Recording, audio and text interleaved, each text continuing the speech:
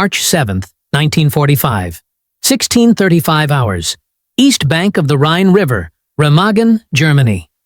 Private First Class Thomas Bennett, a combat medic with the 9th Armored Division, moved through the smoking wreckage of what had been a German defensive position hours earlier. The Ludendorff Bridge, miraculously intact despite German demolition attempts, now carried American forces across the Rhine into the heart of Germany. The defenders who'd failed to destroy it lay scattered among the fortifications. Bennett heard the sound before he saw the source, a high-pitched whimpering that didn't match the usual tones of wounded combat veterans. He followed it to a crater where a German soldier crouched against the dirt wall, clutching his left leg. Blood seeped through his fingers. His right hand gripped a pistol, but the trembling suggested he lacked either will or strength to use it. When Bennett approached, the German raised the pistol with shaking hands. Bennett could see his face clearly now, smooth cheeks barely touched by adolescence, eyes wide with terror, lips moving in what might have been prayer. The uniform hung loose on a frame that looked underfed even before combat. This wasn't a soldier. This was a child wearing a soldier's costume.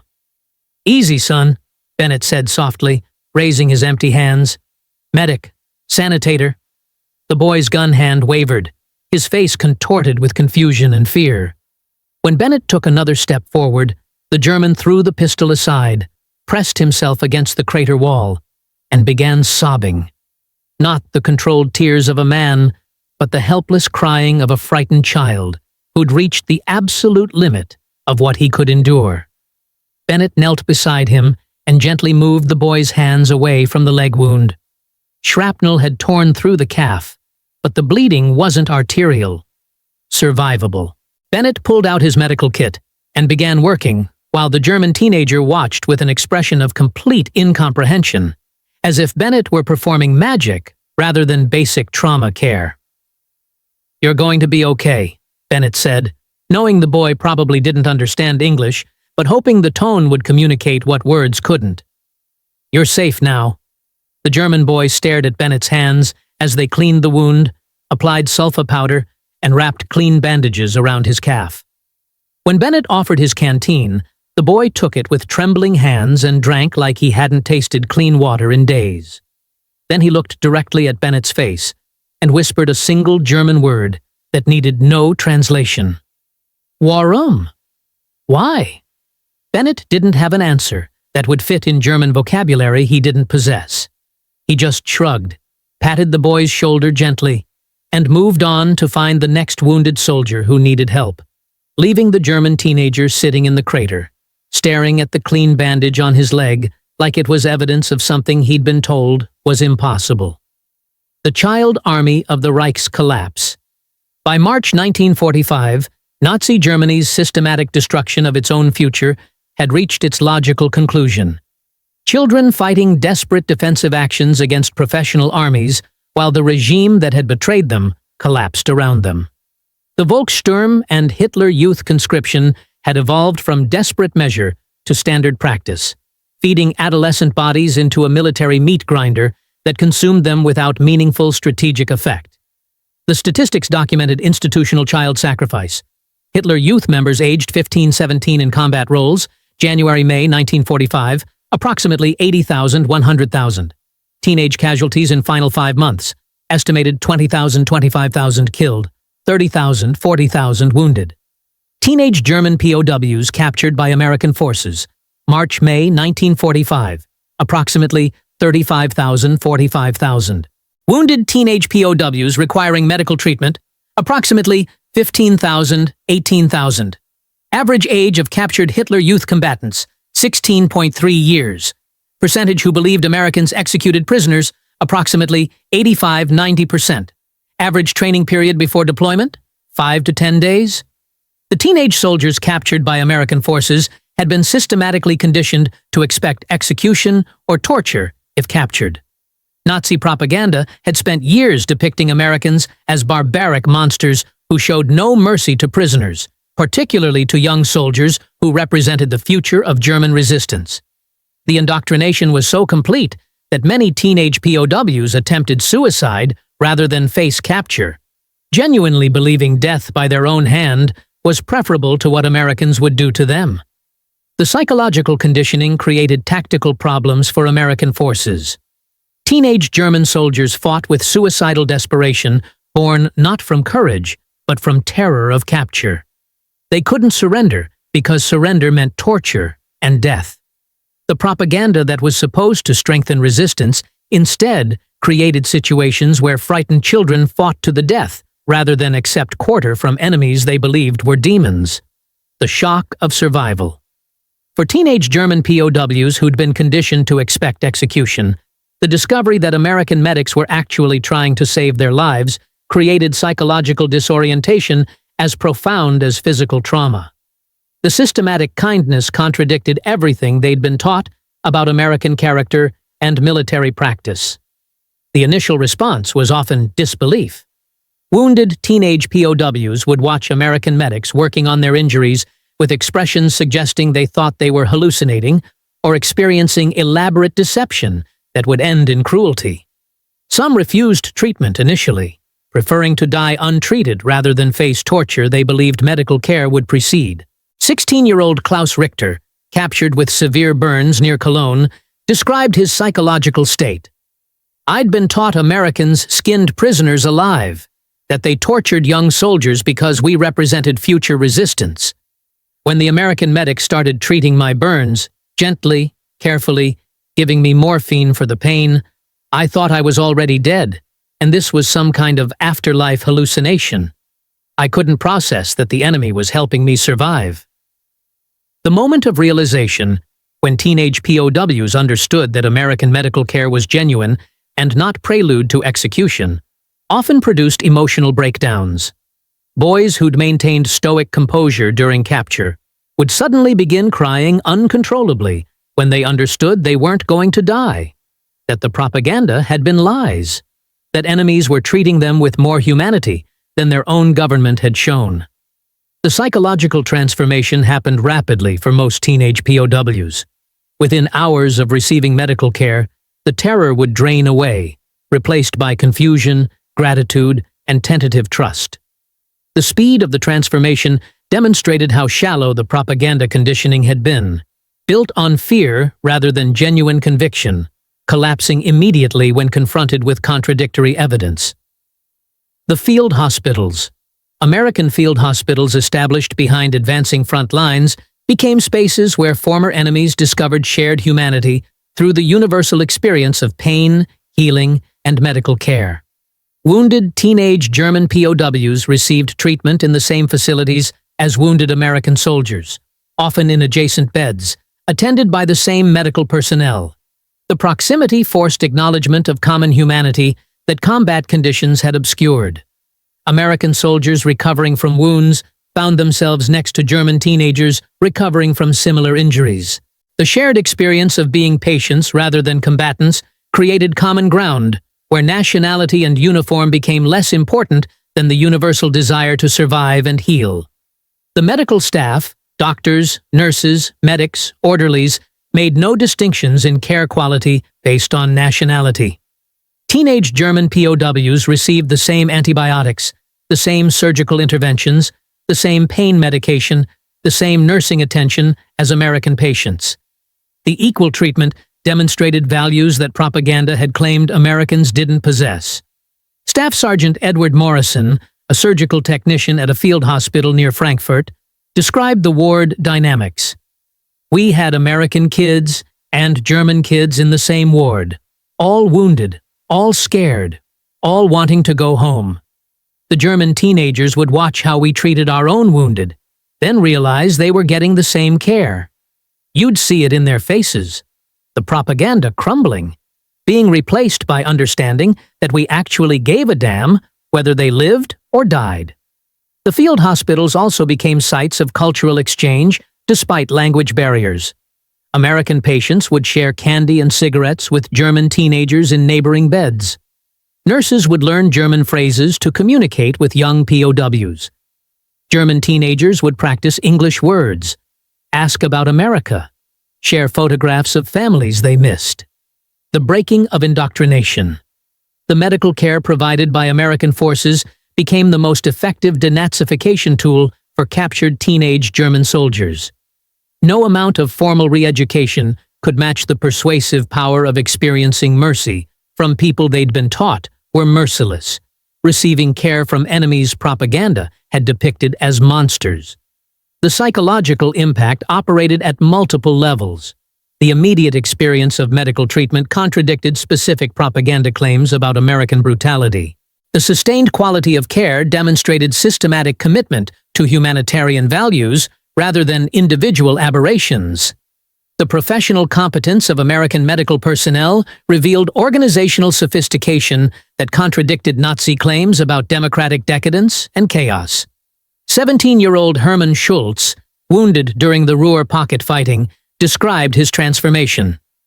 "I'd spent 3 years in Hitler Youth being taught that Americans were subhuman criminals who would torture and execute German prisoners. Within 48 hours of capture, American medics had saved my life. American nurses had provided care my own military hospitals couldn't match, and American soldiers had shared their food with me. Every single thing I'd been taught was revealed as lies.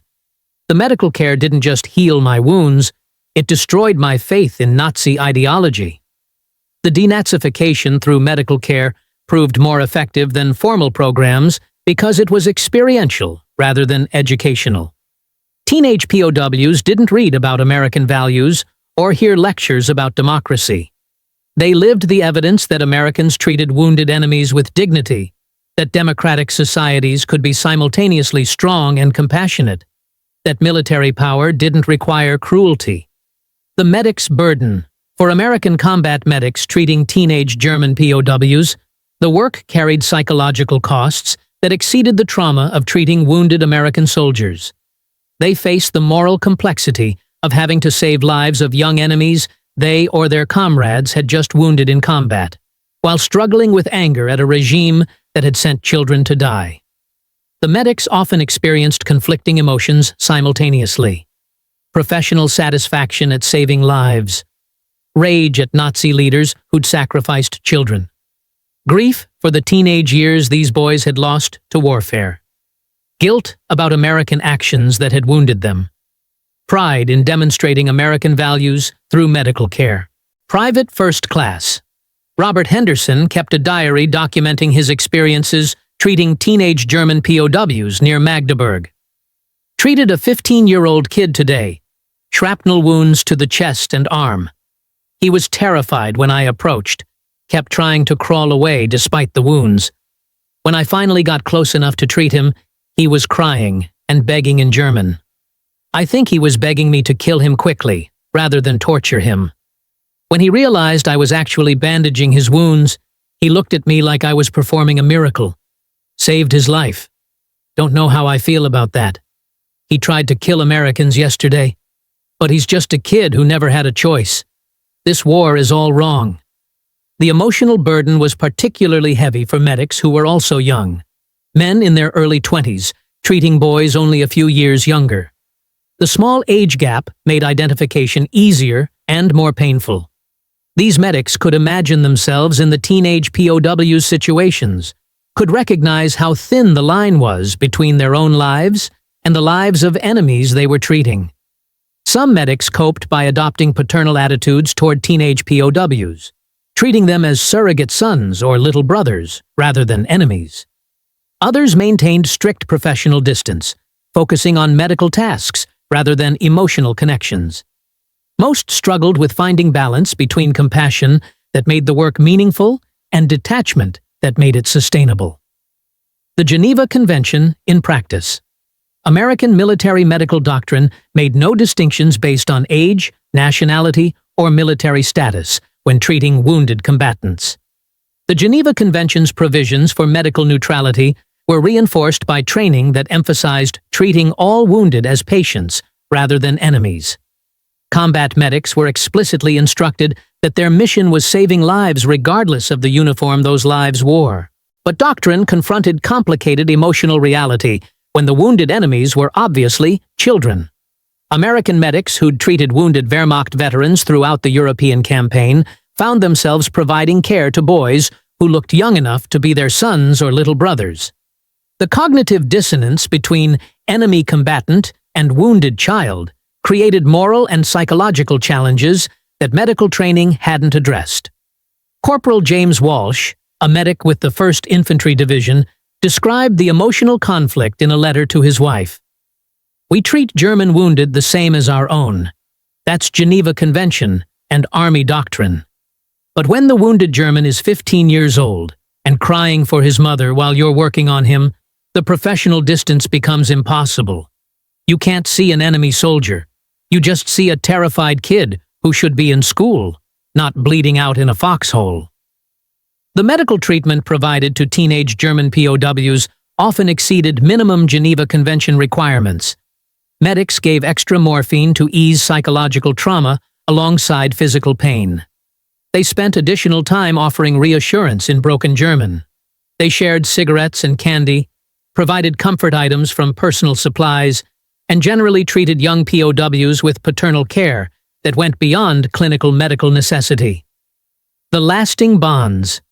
In many cases, the relationships formed between American medics and teenage German POWs during medical treatment created connections that lasted beyond the immediate crisis of battlefield medicine. Medics would check on young POWs during recovery, bring extra rations, help write letters to families, advocate for their transfer to better facilities. The bonds transcended the formal structure of captor and captive, medic and patient, victor and defeated. They became relationships between individuals who'd shared intense experiences, one who'd saved a life and one whose life had been saved. The shared experience created connections that couldn't be adequately captured by military categories or national identities. Technical Sergeant Michael Romano, a chief medic who'd treated dozens of teenage German POWs, maintained correspondence with several after the war ended. In a 1946 letter to his wife, he explained the connections. "These kids didn't choose the war or the ideology. They were victims as much as our own wounded soldiers were. When you save someone's life, you become responsible for that life in some way. I can't just walk away from the boys I patched up and pretend they don't matter. They matter because they're human beings who deserved better than what their government gave them." The post-war correspondence between American medics and former teenage POWs documented ongoing relationships that defied simple categories. The letters discussed recovery, rebuilding, hopes for the future. They expressed gratitude that transcended national boundaries and wartime enmities. They proved that mercy during war could create foundations for peace after war ended. The transformation through care. The systematic provision of medical care to teenage German POWs created transformation that operated at individual and collective levels. Individual teenagers discovered that enemies could be merciful. Collectively, a generation of young Germans experienced American values through direct action rather than propaganda. The transformation influenced post-war German attitudes toward America and democracy. Young men who'd experienced American medical care became advocates for Western alignment during Cold War political debates. They told families, friends, and eventually their own children about American medics who'd saved their lives when Nazi propaganda had promised only death. The medical care also influenced American self-understanding of what their military service had meant. Medics who'd treated teenage German POWs found meaning in their service beyond military victory. They'd saved enemy lives when they could have let enemies die. They'd demonstrated that American values included mercy toward the defeated, especially toward young enemies who'd never chosen their allegiance. The closing memory. On March 7, 1995, 50 years after the Remagen Bridge crossing, 80-year-old Thomas Bennett attended an anniversary ceremony in Germany. A man approached him after the formal events, walking with a slight limp but otherwise healthy, prosperous-looking in a business suit. He studied Bennett's face carefully, then spoke in accented English. "Sanitator Bennett? You treated my leg wound on the day been your enemy hours earlier. That extra measure of humanity, that's what changed me. That's what I've tried to pass forward through my own medical career." The story of American medics treating teenage German POWs never became celebrated history. It was overshadowed by combat narratives, strategic decisions, and dramatic battlefield victories. Medical care for wounded enemies doesn't produce stirring imagery or clear heroes for popular consumption. But for the thousands of teenage German soldiers who survived wounds that would have killed them without American medical intervention, the medics who treated them represented the truest victory America achieved. Not the defeat of armies, but the demonstration that democratic values included mercy toward enemies, especially toward young enemies who'd been betrayed by their own leaders. The teenagers who expected execution and received medical care instead carried that experience throughout their lives. They became the generation that rebuilt Germany as a democracy, that aligned with the West during Cold War tensions, that taught their children American soldiers had been liberators rather than conquerors. And it began with medics who knelt beside wounded teenage enemies and provided care when they could have walked away, who wrapped bandages when they could have withheld treatment, who Americans took the bridge.